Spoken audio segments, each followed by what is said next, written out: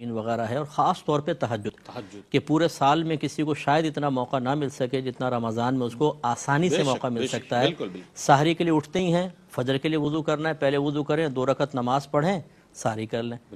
تو یہ بہت ہی اچھا ہو جائے گا کہ پورے رمضان میں کم از کم آپ یہ کہہ سکتے ہیں کہ میں تہجد گزار رہا۔ سبحان اللہ۔ اس کے علاوہ پھر قرآن پاک کی تلاوت ہے، اذکار الہیہ ہیں، جیسے حضرت نے اشارہ فرمایا کہ سرکار نے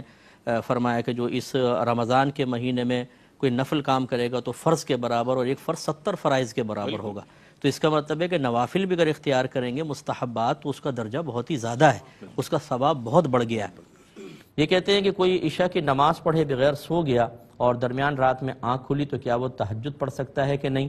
تہجد کا وقت یاد رکھیں، عشاء کے فرائض ادا کرنے کے بعد، اور پھر انسان سو جائے تھوڑی دیر، پھر اٹھے گا تو تہجد کا وقت شروع ہو گیا۔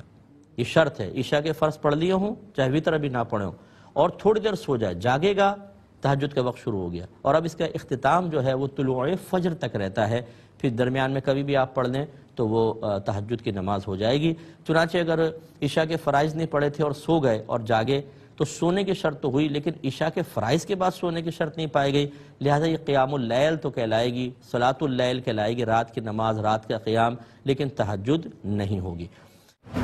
یہ تہجد کا طریقہ یہ ہے کہ نفل نماز ہوتی ہے، 2 کر کے پڑھیں، کم از کم 2، زیادہ سے زیادہ 8 رکعتیں نبی کریم سے منقول ہے، اور نیت ویسی کریں گے، نیت کرتی ہوں 2 رکعت نماز تہجد واسطے اللہ تعالیٰ کے منہ قبلہ شریف کی طرف، اور جس طرح نوافل ادا ہوتے ہیں یا فرائض ادا ہوتے ہیں بالکل ویسے ہی، یعنی دونوں رکعتوں کے اندر الحمد شریف کے ساتھ سورت بھی ملانی ہوگی۔